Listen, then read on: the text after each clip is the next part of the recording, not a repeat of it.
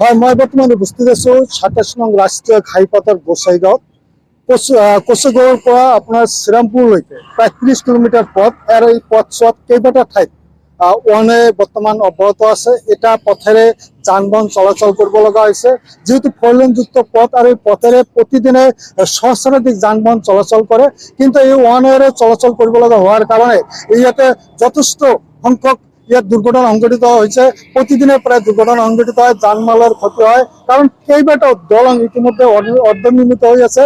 আনহাতে কিছু দলং ইয়াতে বেয়া হৈ আছে আৰু সেয়া মেৰামতি কৰাৰ কাৰণে এনেদৰে যি বেৰিকেড, সেই বেৰিকেড দিয়া হৈছে।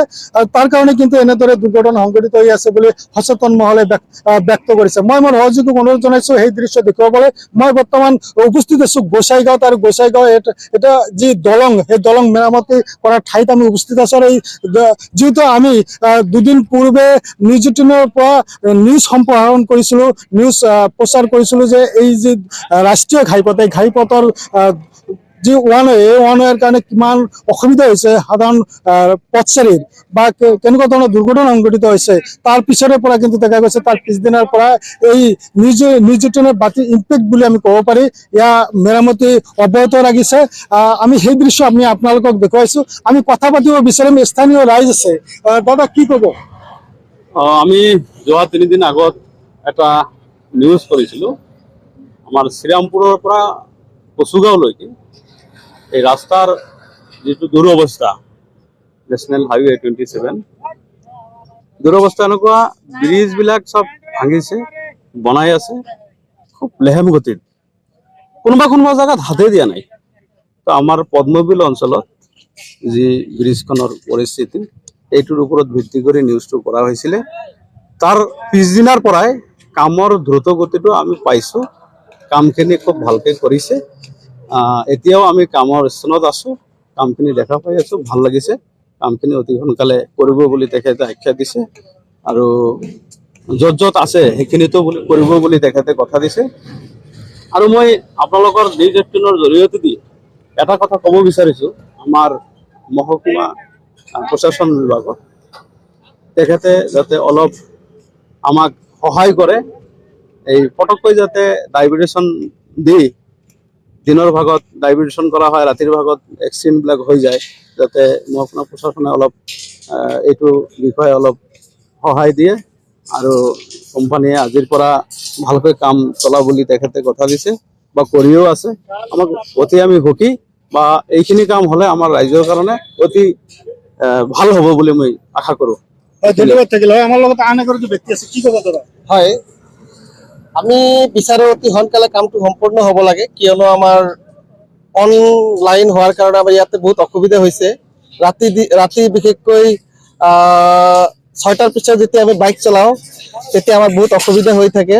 আমি আগত যিটো ডাইভাৰ্চন আছে, এইটো দি সকলো গাড়ী পাৰ হৈ থাকে, এইটোৰ কাৰণে আমাৰ বহুত অসুবিধা হৈছে। তো আমি আশা কৰিম যাতে কোম্পানীয়ে যাতে ভালকে অতি সোনকালে যাতে কামটো সম্পূৰ্ণ কৰিব পাৰে, আৰু আমাক কথাও দিছে যে অতি সোনকালে সম্পূৰ্ণ কৰিব। ইয়াক লৈ আমি সুখী অনুভৱ কৰি আছো।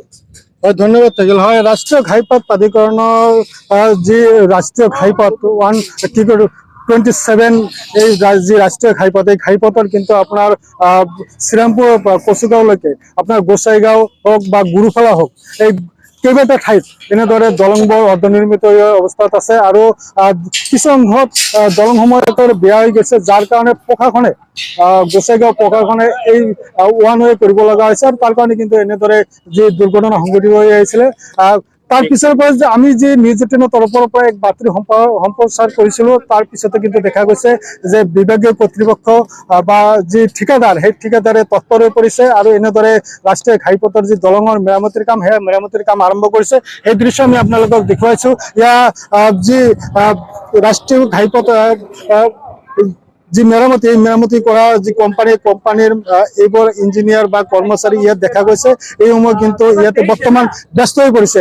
আমি সিহঁতৰ লগত আমি প্ৰথমতে কথা পাতিব বিচাৰিম। দাদা, आपका पैसा आप कंपनी का आदमी है? आप कौन है? ठीक है, আমি কথা পাতিব বিচাৰিম, কিন্তু তেখেতে হয়তো অলপ ব্যস্ত আছে। ব্যস্ত থকাৰ কাৰণে হয়তো আমি পিছত সিহঁতৰ লগত কথা পাতিম। আচলতে কিমান দিনৰ ভিতৰত এই ৰাষ্ট্ৰীয় ঘাইপথখন মেৰামতি সম্পূৰ্ণ হ'ব, এই লৈ কিন্তু আমি হয়তো সবিশেষ আমি জানিব পাৰিম। পিছৰ পৰ্যায়ত হয়তো আমি এইখিনি আপোনালোকক আমি জনাবলৈ চেষ্টা কৰিম। কিন্তু এটা সুখৰ বিষয় সেয়া হ'ল যে আমাৰ নিউজ 18 তৰফৰ পৰা বাতৰি সম্প্ৰচাৰ কৰাৰ পিছত কিন্তু এনেদৰে যি ঠিকাদাৰ বা কোম্পানীয়ে তৎপৰ হৈ পৰিছে ৰাষ্ট্ৰীয় ঘাইপথ মেৰামতি কৰা বা দলংসমূহ মেৰামতি কৰাৰ কাৰণে।